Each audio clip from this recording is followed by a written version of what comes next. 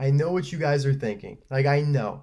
This is new. This is different. Where even am I? I'm showing my face. It isn't a face reveal video. What is going on? And we'll get to all those questions in a bit. But welcome back to Docketcast. This is episode 3. Super excited to be doing the podcast again. It's been too long. But yeah, I thought it was a good opportunity to show my face. I want to actually thank everybody for the tremendous, overwhelming support on my face reveal video. Over 1,000 likes, over 1,000 comments, not a single comment that was hurtful or mean, saying like, you're ugly. And so that means a lot to me. Like, I appreciate that. Thank you guys so very much. And therefore, I've been empowered to show my face here during the podcast, as a lot of YouTubers do during talk shows and podcasts. So I figured I would hop on that train.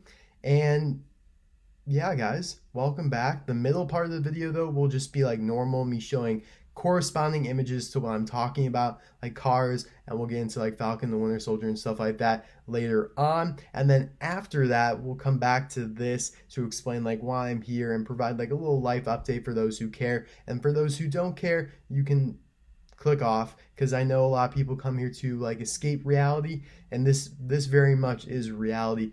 And I'm actually recording this to escape reality myself. So let's escape together and get into the fun stuff we're going to talk about today.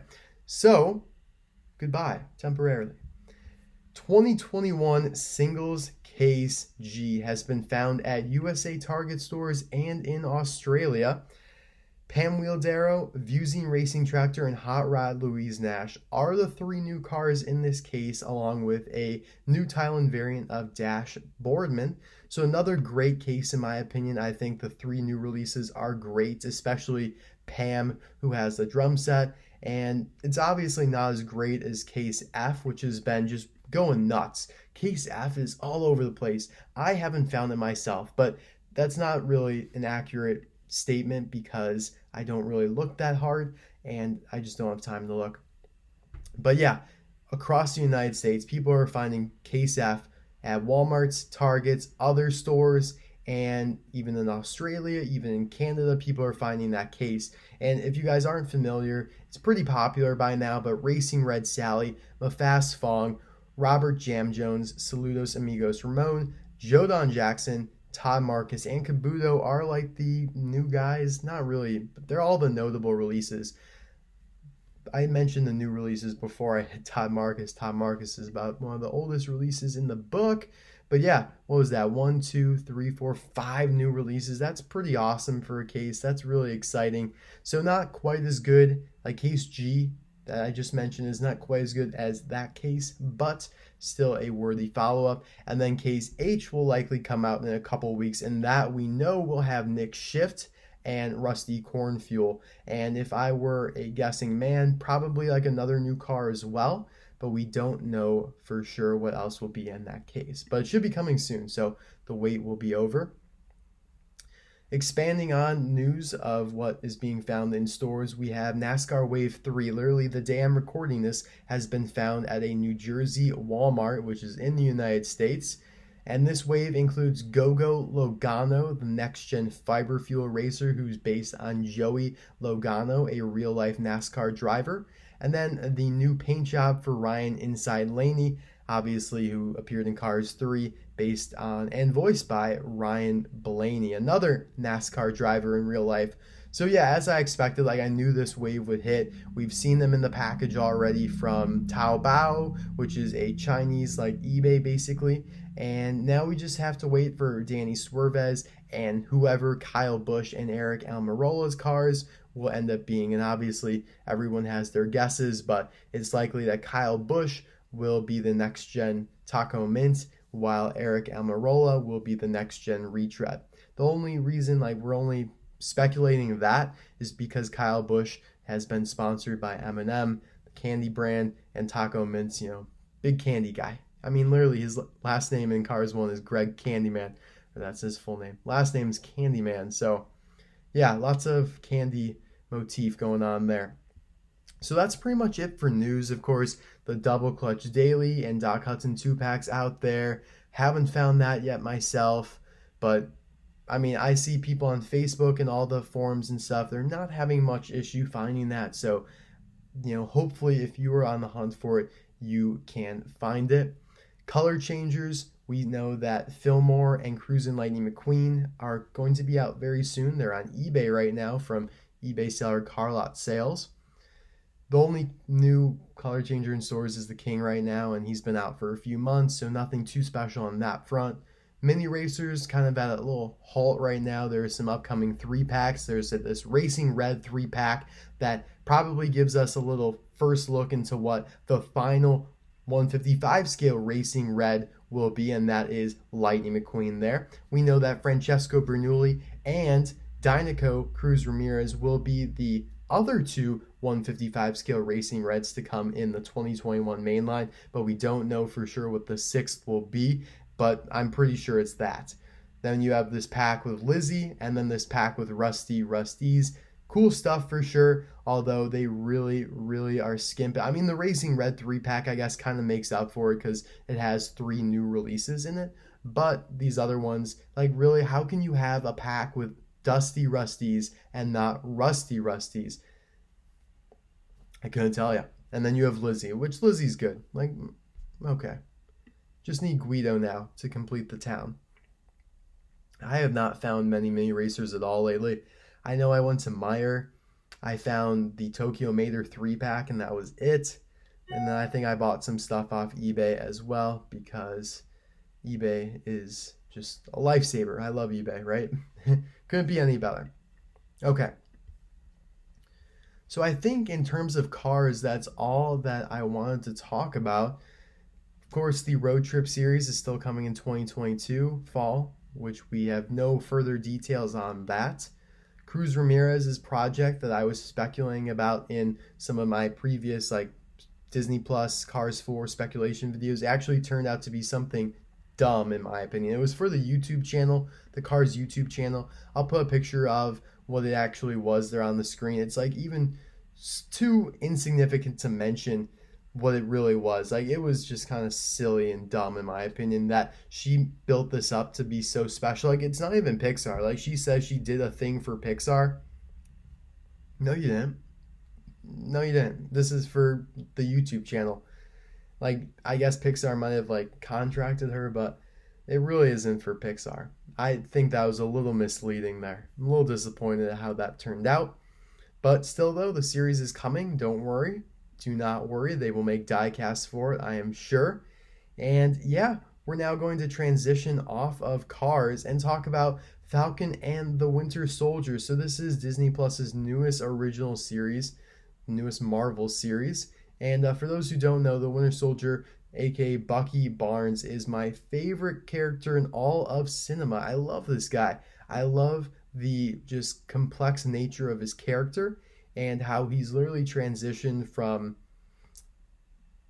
a soldier in the military and then, a deadly assassin that is brainwashed, and then now he's a superhero, a public figure, literally at the end there, he has become a full-on public figure that people actually see as a hero, which a couple years ago in the MCU, people viewed him as a terrorist.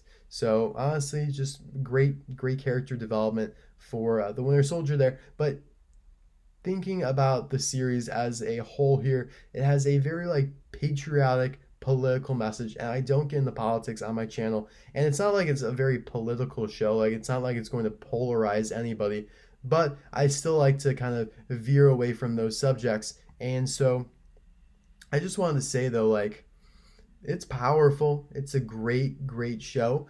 I don't think it was quite as entertaining as WandaVision, just because WandaVision had a little bit more emotion to me. To me, Falcon the Winter Soldier is powerful, in a different way than WandaVision was emotional. There's a fine line in between those two. Emotion can carry power, but power can come without emotion, in my opinion.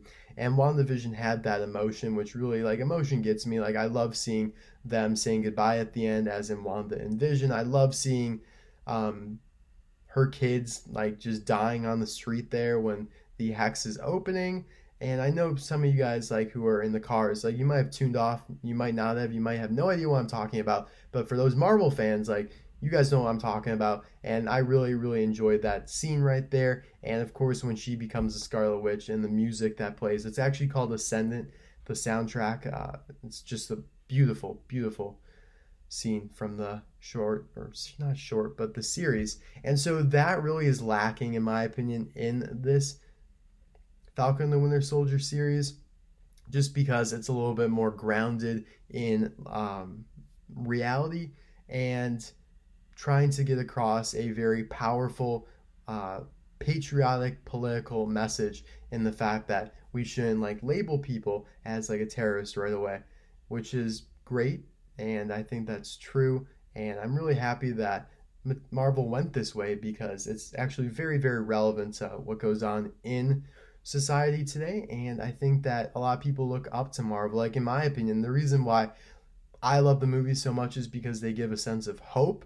Like, if you watch Avengers Endgame, I don't think there's a movie that gives more hope than that movie at all, because it literally shows how, like, people so utterly different can come together to fight like a similar cause and have a common enemy. I don't think there's anything more hopeful or more optimistic or more inspiring than that. And a lot of the movies are like that. Like, I mean, you go back to the first Avengers movie, again, people that are, I mean, there's only 6 of them at that point, or was it, yeah, 5, 6, I don't even know, was the Hawkeye, Black Widow, Hulk, yeah, so 6 of them. And they come together from entirely different backgrounds and they fight a common enemy. That is like the most inspiring thing to me, and we can learn from that. So my point is, though, a lot of people look up to Marvel as kind of like the role model, and they're very inspired and they're very influential movies. And so I think doing that storyline in Falcon and the Winter Soldier is very admirable, because it sets a role model for how we should act in society. You know, we look at this fictional reality and then we can kind of mirror it in our own. Will we ever be as perfect as their reality? I mean, are they even that perfect? No, they have tons of issues. That's literally what drives the plot of the show.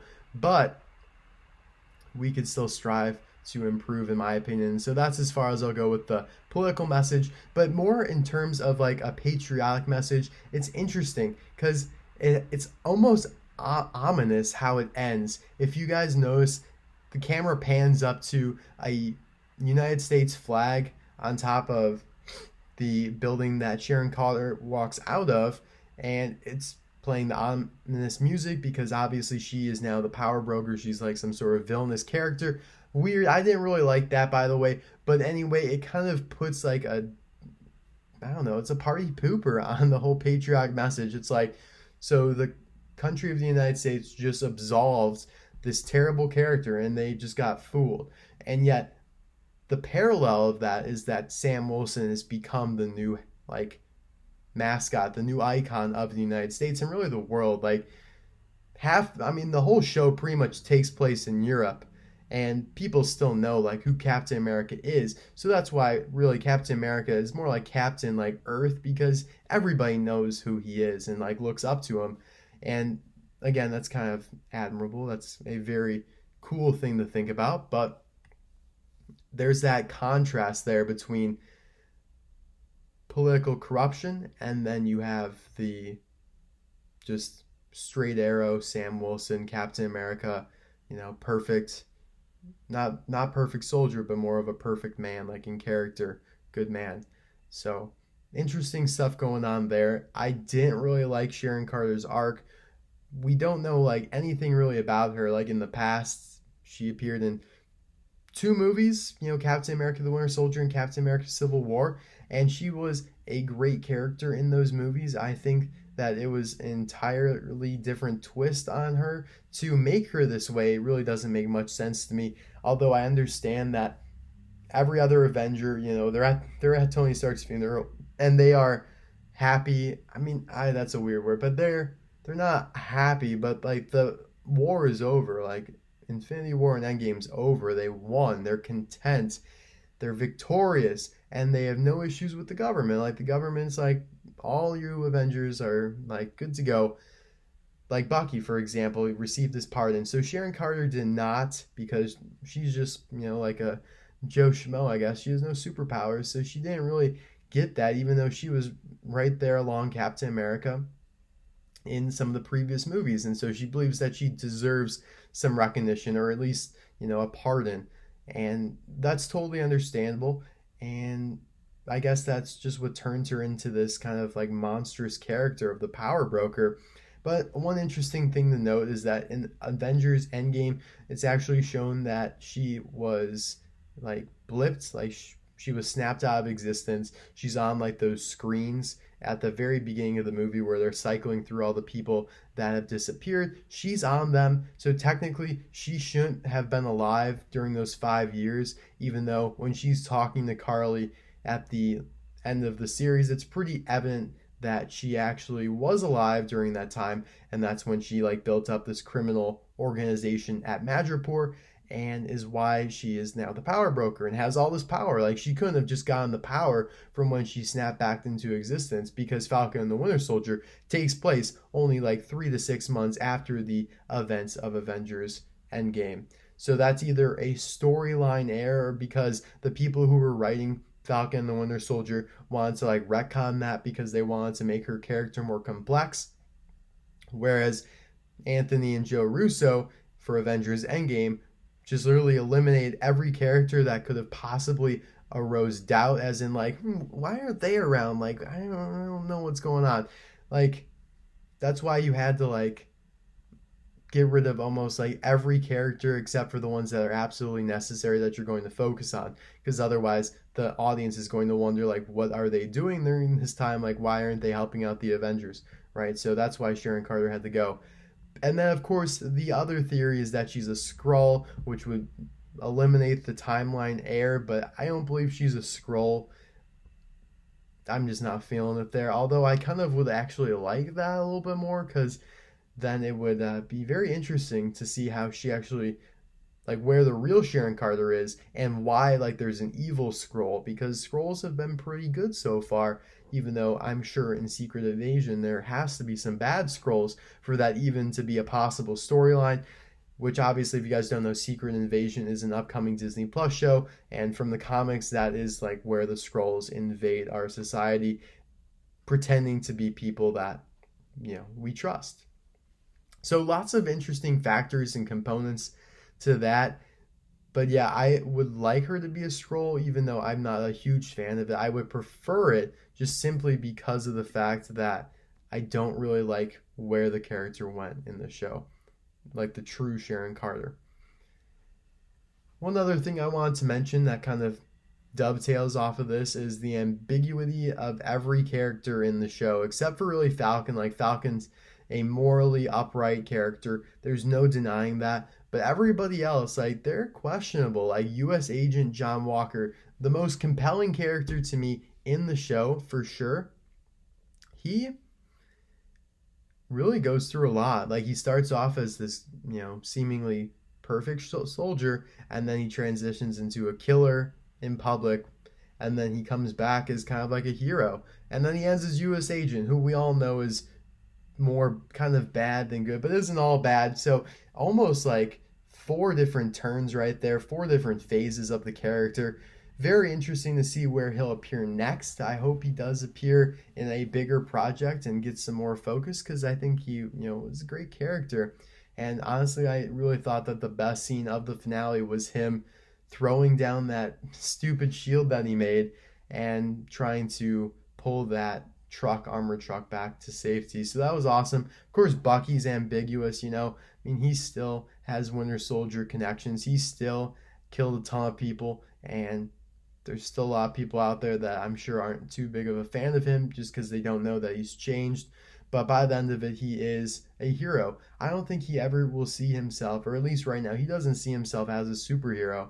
So he'll never introduce himself as like, hi, I am the White Wolf, or hi, I am the Winter Soldier. He'll always just be Bucky. Whereas other characters like Iron Man, they'll be like, I am Iron Man. Sam coming in the finale, I am Captain America.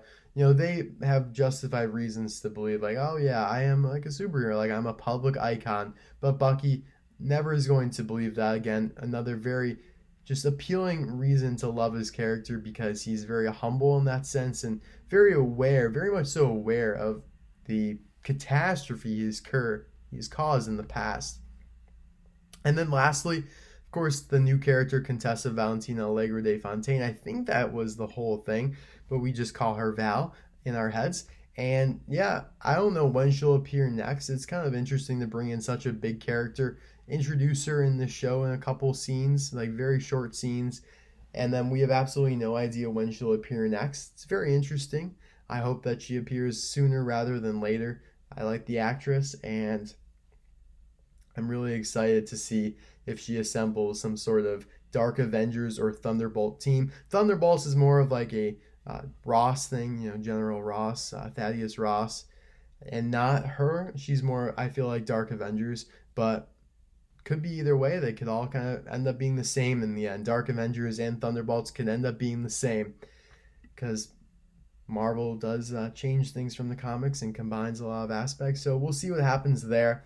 But yeah, that is pretty much it. And now I'd like to transition into a life update because of the fact that I'm in a hotel right now, and you guys are probably wondering, like, why are you in a hotel? So I'm going to take a quick break, and we will return momentarily. So I am back here. I hope you guys enjoyed my rundown on the new cars in stores and my kind of review on Falcon and the Winter Soldier. I do want to do more Marvel videos.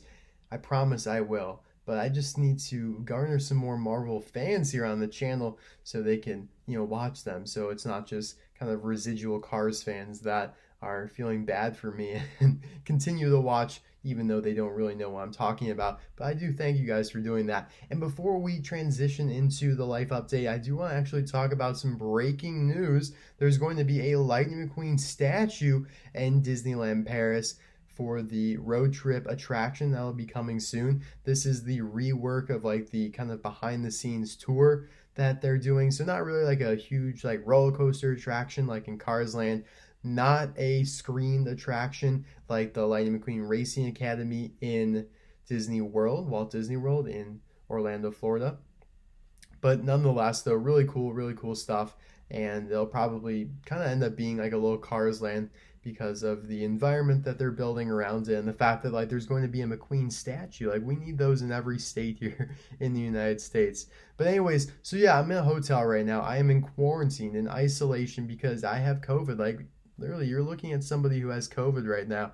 At least I think I do probably still. I haven't been tested in like 5 days. I was tested last Thursday and I tested positive. We do like nasal swab testing here and saliva testing. And I am a saliva guy. And so I spit in like a little cup and I give it to them. Like every Tuesday I get tested. And then sometimes they pull you for like extra surveillance testing.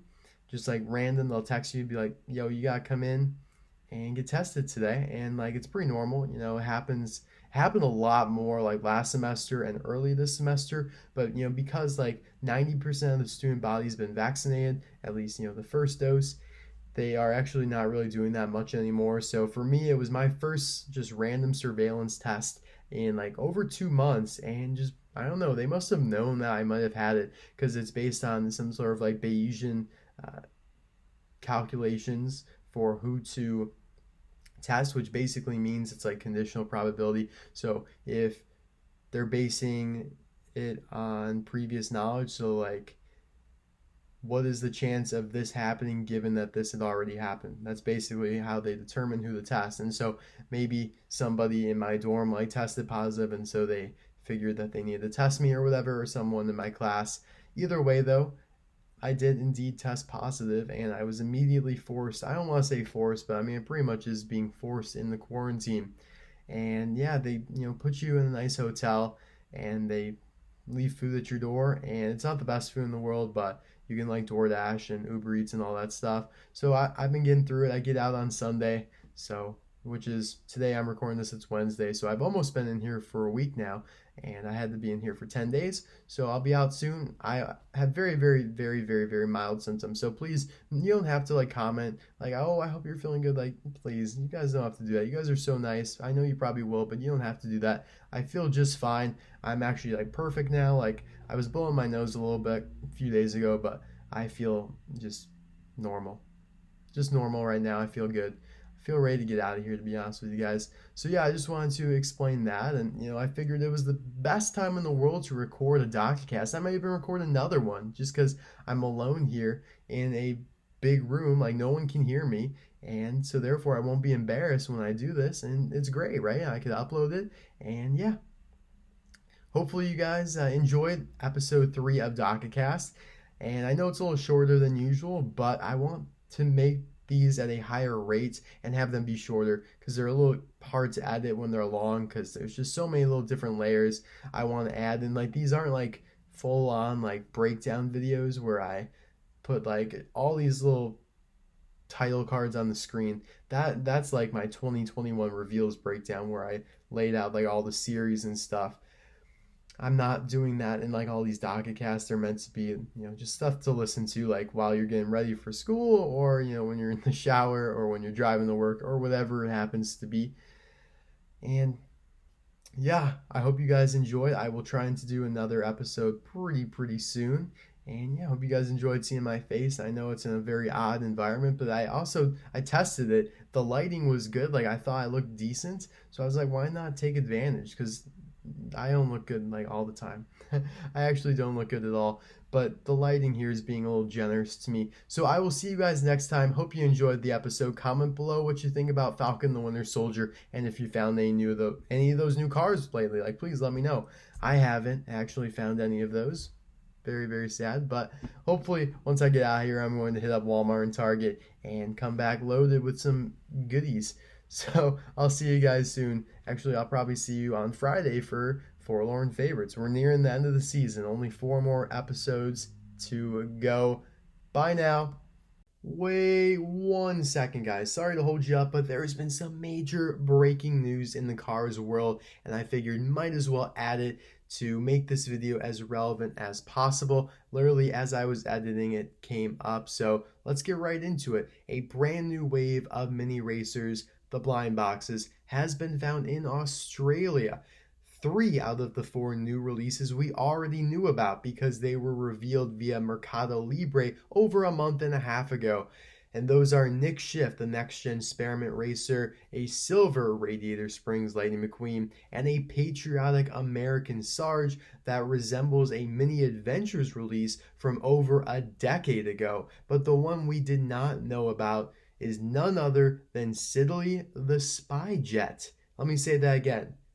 The jet that Finn Missile, Mater, and Holly Schiffwell rode in, they flew in it, in Cars 2, that was named Siddeley, that Mattel has not acknowledged its existence in like literally a decade.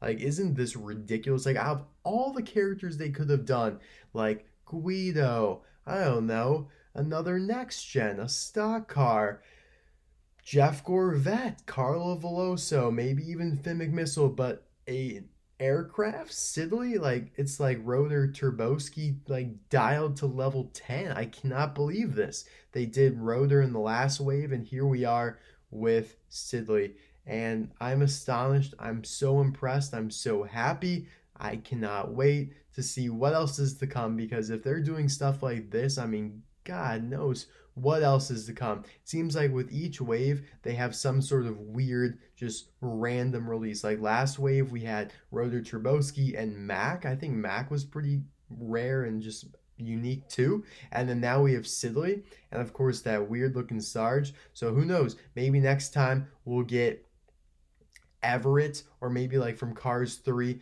we'll get something like, gosh, Scott Tiller.